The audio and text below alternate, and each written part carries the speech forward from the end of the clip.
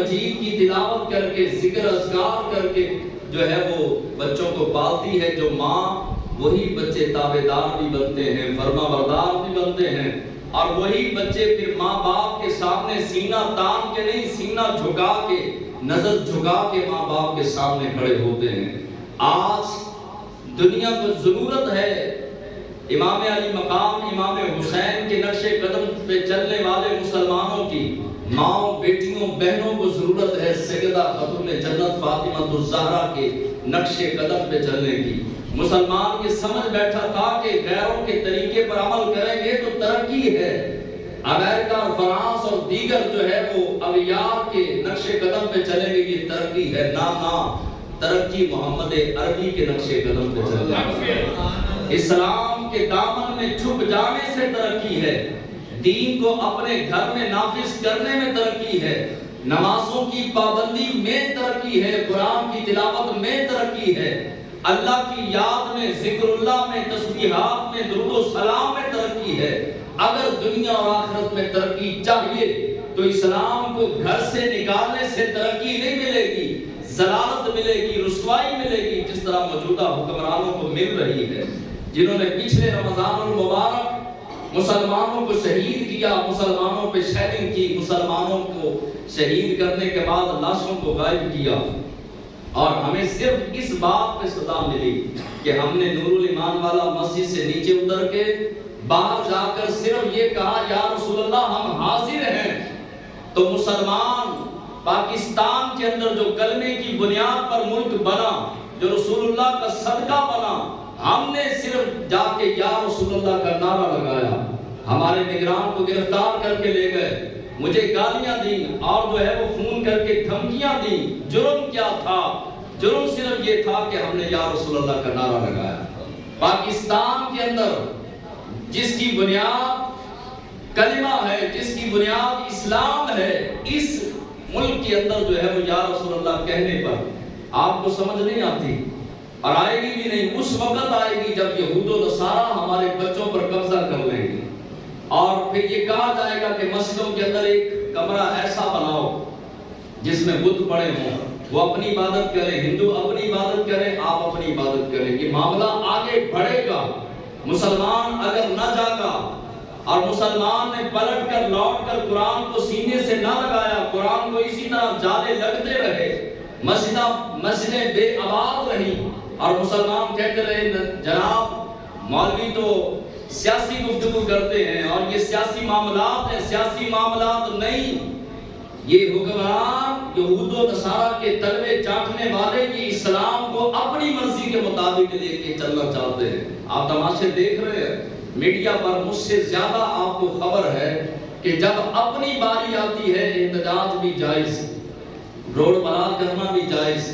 اور جو ہے وہ لانگ مارچ کرنا بھی جائز، سب کچھ جائز ہو جاتا ہے۔ آپ ابھی عزت رسول کے لیے نکلیں تو فوراً آپ پر پرچے کاٹنا شروع ہو جائیں گے، یا رسول اللہ کہنے پر پرچے کٹنا شروع ہو جائیں گے۔ وجہ کیا ہے؟ جب دیکھا کہ یہ بھیڑ بکریاں ہیں تو بھیڑ بکریوں کو جو ہے وہ اپنی مرضی اور یہود و نصارہ کی مرضی کے مطابق انہوں نے چلانے کی کوشش کی۔ انسان کامیاب اسی وقت ہوگا جب اسلام کے دامن میں آئے گا۔ یہ جس طرح ذلیل ہو رہے ہیں، رسوا حکمران ہو رہے ہیں، اس سے زیادہ ہوں گے کیونکہ انہوں نے اسلام کے ساتھ غداری کی اور مسلمانوں کے ساتھ غداری کی، رسول اللہ کو گالیاں دینے والی ملعونہ کو چھوڑ کر فخر کیا اس بدبخت نے، اور جا کر کے برطانیہ کے ٹی وی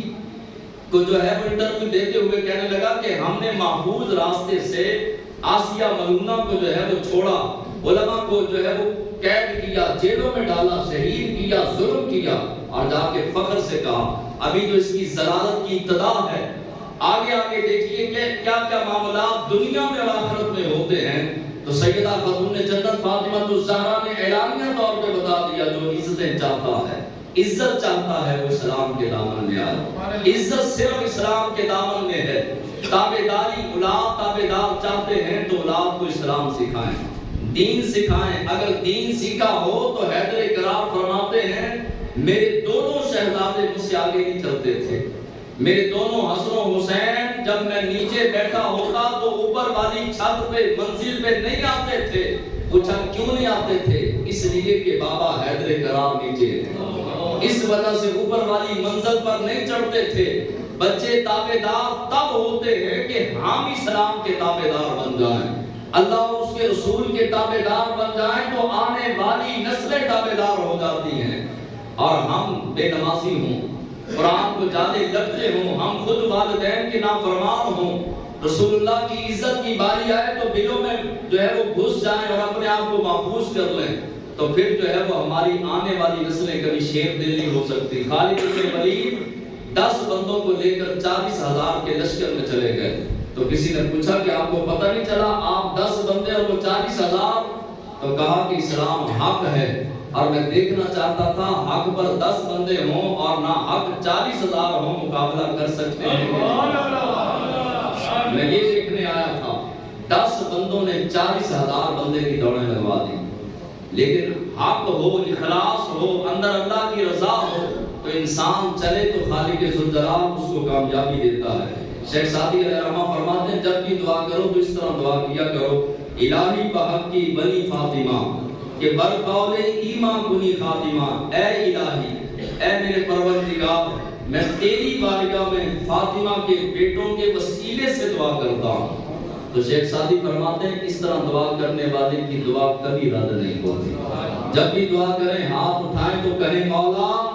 میں سیدہ خاتون جنت فاطمہ الزہرا رضی اللہ تعالی عنہا کے بیٹوں کا واسطہ دے کر تجھ سے دعا کرتا ہوں کہ میری دنیا بھی اچھی کر دے، آخرت بھی اچھی کر دے، میرا کاروبار بہتر کر دے، مجھے نمازی بنا دے، مجھے پرہیزگار بنا دے، والدین کا تابعدار بنا دے،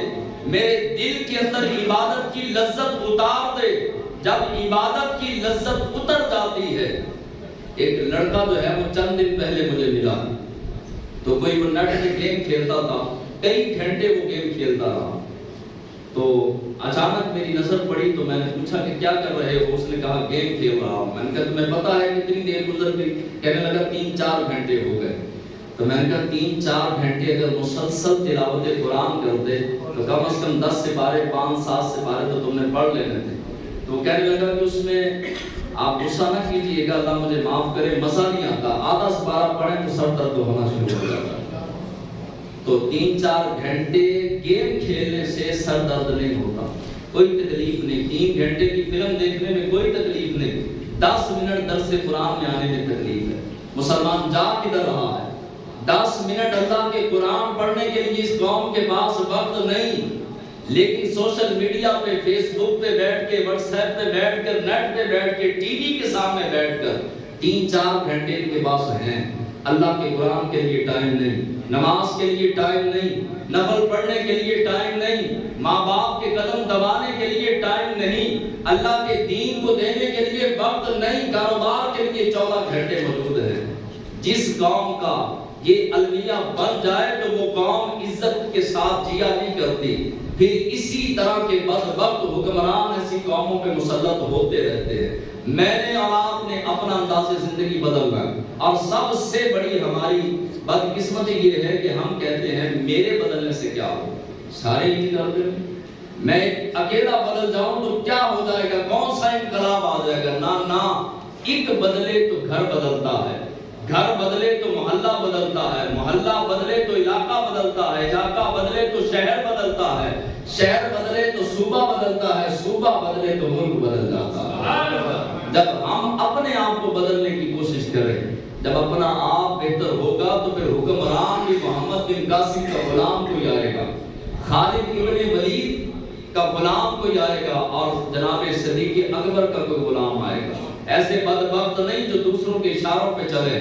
اور ایسے ظالم نہیں کہ جو ہمارے بڑوں پر ظلم کریں، اسلام کی جو ہے وہ حقیقت کو مٹانے کی کوشش کریں، اور ملک کو دونوں ہاتھوں سے نوچ نوچ کے اس طریقے سے کھائیں جس طرح بھیڑیا بھیڑ کھاتا ہے۔ یہ سارے ظالم، غازی ممتاز قادری کو شہید کرنے والے ظالم بھی، اور آسیہ ملونہ کو چھوڑنے والے، سید زادوں کی لاشوں کو گٹروں میں پھینکنے والے ظالم، یہ سارے ظالم اس طرح بھیڑیوں کی طرح پورے ملک کو نوچنے کی کوشش کر رہے ہیں، نوچ رہے ہیں۔ 70 سال سے کھایا جا رہا ہے، اس ملک کو، لیکن ملک مصطفیٰ کریم کے صدقے آباد ہے اور ہمیشہ آباد و شاد رہے گا۔ یہ ملک ہمیشہ رہنے کے لیے بنا، تو یہ ملک اور ہم اس وقت جو ہے وہ کامیابی اور ترقی کی طرف چلیں گے جب ہم اپنے رخ کو موڑ کر در مصطفیٰ کی طرف لے جائیں گے۔ حضور